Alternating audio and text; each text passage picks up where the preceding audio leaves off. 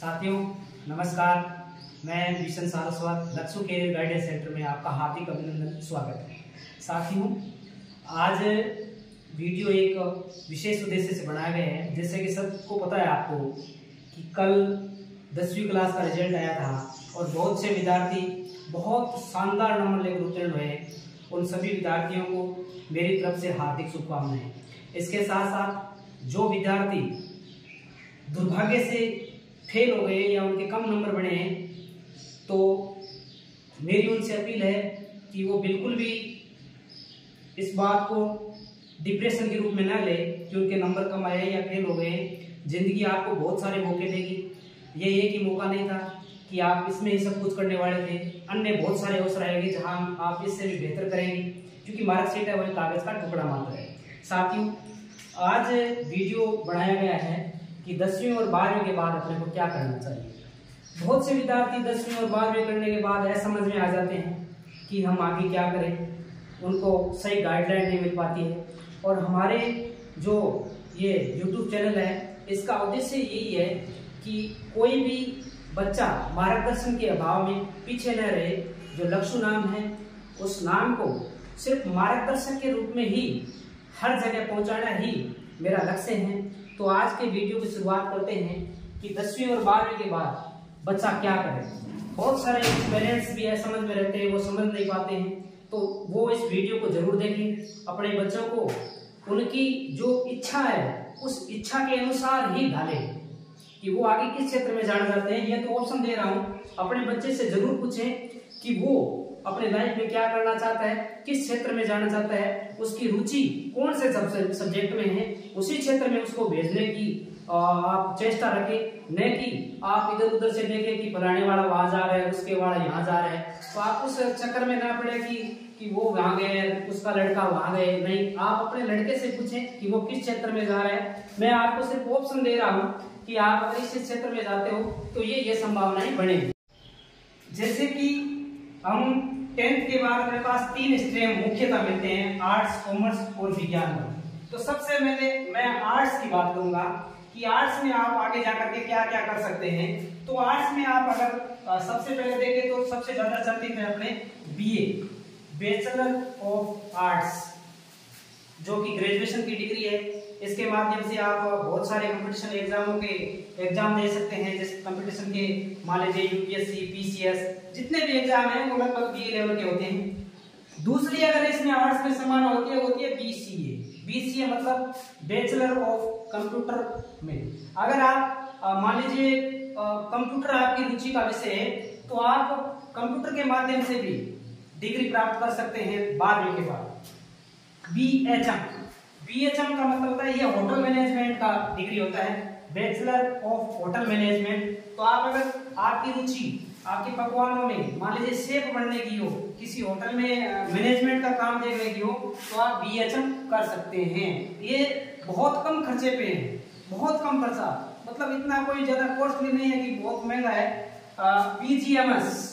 BGMC का मतलब है कि अगर bachelor of journalism and mass communication, मान लीजिए आपकी रुचि मीडिया में है, एंकरिंग करने की है, जैसे आप न्यूज चैनल पर देखते हैं एंकर वगैरह संवाददाता, तो उसके लिए आपको डिग्री चाहिए ये BGMC, bachelor of journalism and mass communication. ये भी ज्यादा कोई खर्चे वाली बात नहीं है, सस्ती डिग्री है, आप ले सकते हैं।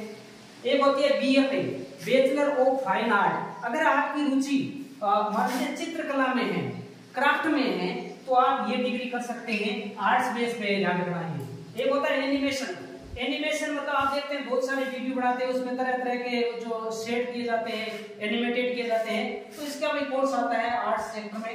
एक होता है टूरिज्म। अब टूरिज्म के लिए आपको क्या करना पड़ेगा, आपको बहुत सारी भाषाओं का मान लीजिए कोई भी एक भाषा सीख लो, जैसे विदेशी भाषा है, स्पेन है, फ्रेंच है, रशियन है, चाइनीज है, तो आप जापानी है, कोई भी एक भाषा सीख करके आप टूरिज्म के क्षेत्र में जा सकते हैं, गाइड बन सकते हैं। आप मतलब जो बाहर से अपने पर्यटक आते हैं उनको आप मार्गदर्शन दे सकते हैं। तो ये मुख्यतः आर्ट्स में है।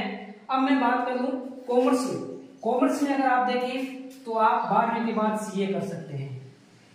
ये प्रोफेशनल कोर्स है कॉमर्स के, CS, CS और CMA।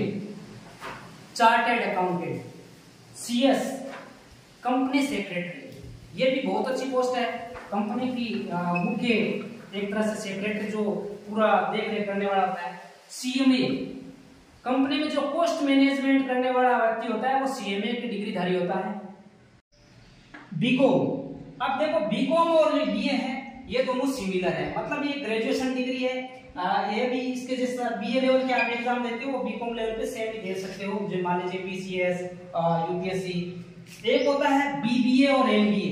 BBA और MBA के द्वारा आप किसी कंपनी में मैनेजर की पोस्ट प्राप्त कर सकते हैं। ये भी ज्यादा कोई महंगा खर्चा नहीं है, इसके लिए आप क्लेट का एग्जाम दे सकते हैं। ये इंडिया लेवल का एग्जाम होता है और क्लेट के बाद आप BBA और MBA कर सकते हैं। बहुत अच्छे अगर इंस्टीट्यूट मिलता है तो आपको किसी कंपनी में बढ़िया पद मिल जाता है। एक होता है BCom LLB। साथियों मैं बता दूं कि BCom LLB वकालत का एक कोर्स है। आप आर्ट्स से भी 12वीं के बाद LLB कर सकते हैं, LLM कर सकते हैं। अब कॉमर्स के बाद मैं बात करता हूं विज्ञान वर्ग की। विज्ञान वर्ग में साथियों अपने दोस्त दो ऑप्शन आते हैं। एक तो जिस छात्र के पास फिजिक्स, केमिस्ट्री और मैथ होती है, एक जिस छात्र के पास फिजिक्स, केमिस्ट्री और बायो होती है। तो पहले मैं PCM पे बात कर लेता हूँ। PCM में आप BTech कर सकते हैं, जो इंजीनियरिंग का कोर्स है। आप देखते हो JEE के माध्यम से ये होती है। एक BE बैचलर ऑफ इंजीनियरिंग, ये भी टेक्नोलॉजी का कोर्स है। NDA में जा सकते हैं। आप जानते हो ये नेशनल डिफेंस में जैसे भारतीय सुरक्षा में है तो NDA एग्जाम अपने यहाँ आयोजित होता है, उसके माध्यम से आप NDA में सिलेक्ट हो सकते हो। एक होता है रेलवे। आप विज्ञान वर्ग वाले रेलवे में भी बहुत सारी ऐसी पोस्टें होती है जिसमें कि आपकी विज्ञान वालों को फायदा होता है। पायलट बन सकते हैं आप, मान लीजिए एरोप्लेन के अंदर पायलट बनने की इच्छा रखते हो तो आपको विज्ञान वर्ग के माध्यम से इस क्षेत्र में जा सकते हो। अब बात करता हूं मैं PCB, फिजिक्स, केमिस्ट्री और बायो में।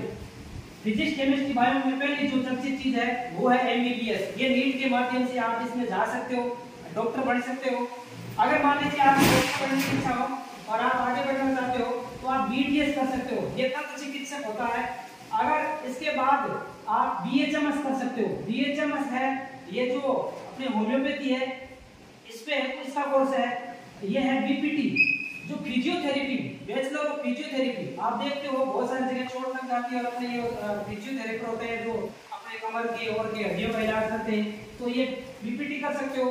B फार्मा कर सकते हो। B फार्मा के माध्यम से आप मेडिकल के खोल सकते हो, आप दवाइयों का व्यापार कर सकते हो।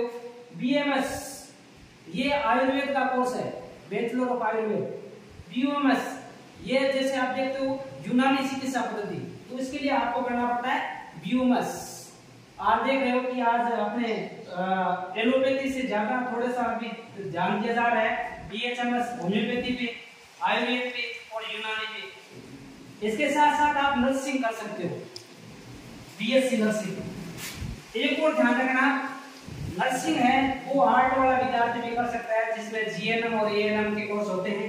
अब साथ ही बता दूं कि कुछ प्रोफेशनल कोर्स होते हैं। मान लीजिए कैरियर की दृष्टि से आप टीचर बन सकते हैं, वो तीनों सेक्टर में B.Ed के बाद आप पढ़ सकते हैं। मतलब आपको BA, BCom या BSc, एक इसमें BSc होती है जो कि इन तीनों में सिमिलर है, BCom, BA और BSc। तो BA, BCom और BSc के बाद आप B.Ed करके टीचर बन सकते हो। First grade, second grade. First grade के लिए आपको यहाँ MA चाहिए, यहाँ M.Com चाहिए, यहाँ MSc चाहिए। आप प्रोफेसर बन सकते हो, इसमें आपको B.Ed की भी जरूरत होती नहीं है, सिर्फ आपको नेट पास करनी होती है। क्या पास करनी होती है? नेट पास करनी होती है और आपके पास MA की डिग्री होनी चाहिए, तो आप अपने विषय के प्रोफेसर बन सकते हैं। आप RJ बन सकते हैं। RJ मतलब रेडियो जॉकी। अगर आप में बोलने की कला है तो आप रेडियो जॉकी के माध्यम से अपना करियर शुरू कर सकते हैं। आप जिम ट्रेनर बन सकते हो। अगर आपकी इच्छा मान लीजिए इस ट्रेनर देने के क्षेत्र में हो तो आप अपना जिम सेंटर खोल करके जिम ट्रेनर बन सकते हो। साथियों अन्य बहुत सारे क्षेत्र है, हम आगे कोई वीडियो आएगा उस पर चर्चा करेंगे। आज के लिए इतना ही, धन्यवाद।